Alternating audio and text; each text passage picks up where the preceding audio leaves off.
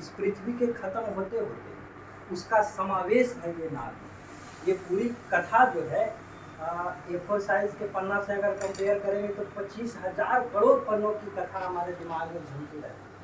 अगर हम लगातार 25 दिन अगर एक भी पन्ना न लिखें तो 26वें दिन हमारी मौत है, ये हमको पता है और हम हंसते करते रहते हैं। बाय द वे हमारी तबीयत खराब हो गई, इनकेस हम कभी शादी ब्याह में चल गए, क्योंकि सामाजिक आदमी में हर आदमी का कई परिस्थितियाँ होती हैं, तो उस परिस्थिति में क्या होगा, इतनी कथा भरी हुई है कि हम कुछ न कुछ सोचते हैं। आपने पढ़ाई कहाँ तक किया? पढ़ाई सर हमने की ग्रेजुएशन की, दिल्ली से हमारी पढ़ाई हुई, इंजीनियर में मैनेजमेंट की डिग्री ये सब मैंने, लेकिन पिताजी हमारे साहित्य को एक बार गाली दे दिए, हमने उनको मुँह करके कहा कि आपने पढ़ाया है।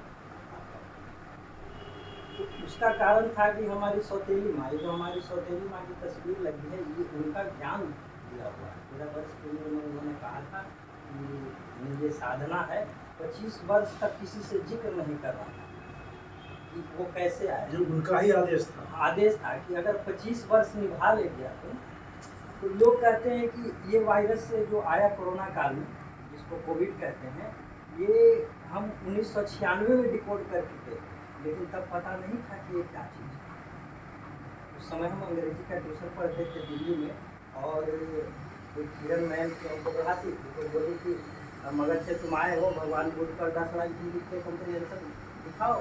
क्लास चल रहा था, तो लिखने के बाद अंतिम लाइन जो था ना, वो अमेजिंग था कि the mission solution galaxy of प्रभु Bholenath has been locked again, ये पंक्ति थी। और इसके लिखने के बाद जब मैडम जब पूछी कि ये तुम क्या लिखा है, शंकर जी कहाँ से आ गए, मैंने कोई सेंस नहीं बन रहा था।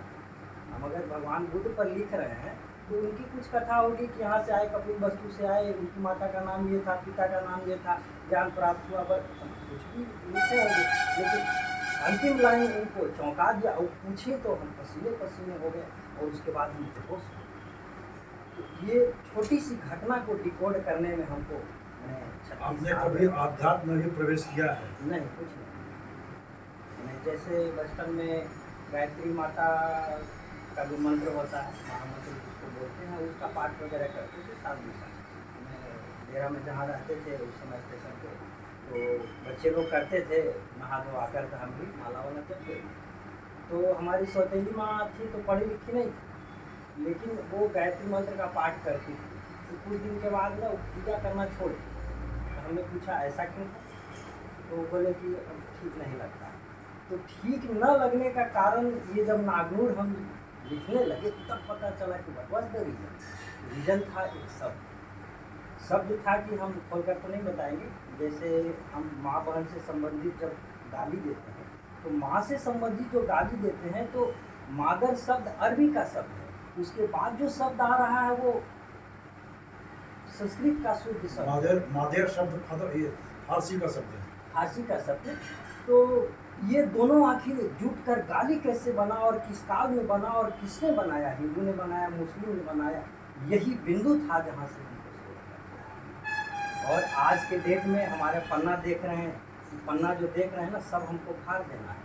हमको तय सीमा एक समय होता है, 3 साल लिखना था, तो ये पन्ने जो हैं वो 3 साल में जो लिखे हैं वो रखे हुए हैं। 18 जो पन्ने रात को हम लिखते थे, उसको एक सीमा होती थी, बचना होता था कि कितना दिन रखेगा, तो कितना दिन सरकार तक बात पहुंच जानी चाहिए।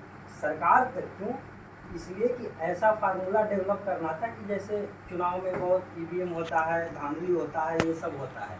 और हम इतने दुर्भाग्यशाली हैं साहित्यकार के तौर पे कि हम भारत देश के जो 16वें प्रधानमंत्री होंगे अभी चुनाव के बाद, उनसे लेकर 75वें जो होंगे, उनका हम नाम पन्ना पर सारा कुछ लिखा हुआ है, 200 पन्नों का, और हम 4 दिन पहले खा रहे हैं। इसीलिए हमने आप इस तरह की जो संकल्पनाएं आपके भीतर जन्म ले रही हैं, तो कहीं ना कहीं ये इंडिकेशन है कि आप अध्यात्म से अपने आप को जोड़कर चले हैं, या अब कहीं ना कहीं आप लगे हैं साधना में। हाँ, इसको किस रूप में आप देखते हैं? इसको इसलिए देखेंगे कि जैसे मैं जब दिल्ली पढ़ता था तो ये तो बिल्कुल एक ज्योतिष का विषय है, एक ज्योतिषी ही इस तरह की गणना करके निकाल सकता है। कुछ भी गणना ही नहीं करना है। अगर भारत सरकार हमको पूरे 100% वोटिंग, यानी पूरे जनता के मत के अनुसार कहें, लिख के दे दें कि तुम अपना प्रयोग जारी रखो, हम कुछ नहीं करेंगे। धरती जो संसार चल रहा है, हम मात्र 3 मिनट 33 सेकंड के लिए हवा को बंद करेंगे, फिर संसार में किसी देश में एक हॉस्पिटल की ज़रूरत नहीं पड़ेगी, संसार में कोई आदमी बीमार नहीं पड़ेगा। लेकिन बात कहते कहते हम काँप रहे हैं, लोग कहेगा कि साला झूठ बोल रहा है। यही तो प्रयोग है। यानी कि हम सोचते हैं तो आप और हम जो अभी बात कर रहे हैं उससे 750 वर्ष आगे की ओर हम सोच रहे हैं। यही है। साहित्य के क्षेत्र में आप कामना किस रूप में होगी? साहित्य के क्षेत्र में हमारी क्या आप तो विज्ञान के विद्यार्थी रहे? नहीं, विज्ञान के विद्यार्थी तो वैसे किसी चीज़ का विद्यार्थी नहीं, हम सोशल साइंस से पढ़े अपनी पढ़ाई। जो तो कहा कि मैंने मैनेजमेंट की पढ़ाई की है। बाद की बात मैनेजमेंट हमने बात की, पहले तो ग्रेजुएशन वगैरह किया सोशल साइंस से किया, यूनिवर्सिटी से। आज के डेट में किसी भी यूनिवर्सिटी में हमारा डिग्री ढूंढिएगा, एक पन्ना नहीं मिलेगा, सारे गायब हो चुके। पूछिए हुआ कैसे? नहीं आ रहा। अगर हम चाहें तो इतने लोग बैठे हुए हैं, अगर हम चाहें तो 3 मिनट अगर सांस बंद कर लेंगे अभी, तो ये सारा परिदृश्य आप हमारे घर से बाहर निकलेंगे, आपको जीवन में दोबारा याद नहीं रहेगा कि हम सागर विश्वविद्यालय के हैं। हमें सारा परिदृश्य ये ब्रह्मांड से गायब है। तो अब इसको आप अध्यात्म कहें, ज्योतिष कहें, जो कुछ भी कहें, लेकिन ये है अद्भुत चीज़। मैं पहला ऐसा लेखक हूँ कि इतने हजारों पन्ने लिखे और पीछे कभी पलट कर हमने नहीं लिखा। सिर्फ वो सारे आपकी मेमोरी में हैं? नहीं, वो 7 साढ़े 7 मिनट होते लिखने के बाद हमारे मेमोरी से पास हो गया। उनका प्रकाशन कैसे आप कर पाए? प्रकाशन वही समस्या है, प्रकाशन बड़े प्रकाशन तक हमारी पहुँच नहीं है। छोटे प्रकाशन से बात करते हैं। जब आप उन पन्नों को फाड़ देंगे और आपकी मेमोरी से भी वो गायब हो जाएगा, तो फिर उसको कैसे प्रकाशित कर पाएंगे? इसीलिए तो नहीं, फिर कुछ नहीं होता। यहीं पे तो हम हार रहे हैं एक साहित्यकार के तौर पे। एक समय था कि मैं कहता हूँ कि अपने साहित्य को, इस गुण को प्राप्त करने के लिए लगभग 36-40 लाख रुपये हम अपने गार्जियन का मतलब बर्बाद कर दिए। तो ये बर्बाद करने के पीछे मतलब हमारी सोचनी माँ थी। उन्होंने जब उनको पता चला कि साहित्य का गुण है, ये नौकरी वगैरह का चक्कर में नहीं रहता है, तो कभी हमने किसी सरकारी नौकरी के लिए इस्तीफा दिया। और चूँकि वो पहले गुजर गए, तो हम आज जो जीवन जी रहे हैं, जो सांस ले रहे हैं, जो आपसे बात कर रहे हैं, वो हम अपनी माँ का जीवन जी रहे हैं। यानी ये हमको नागनूर लिखना था, उन्हीं का दिया हुआ था। यानी उनकी मौत नहीं, हमारी मौत थी, वो चली गई, हम अपनी।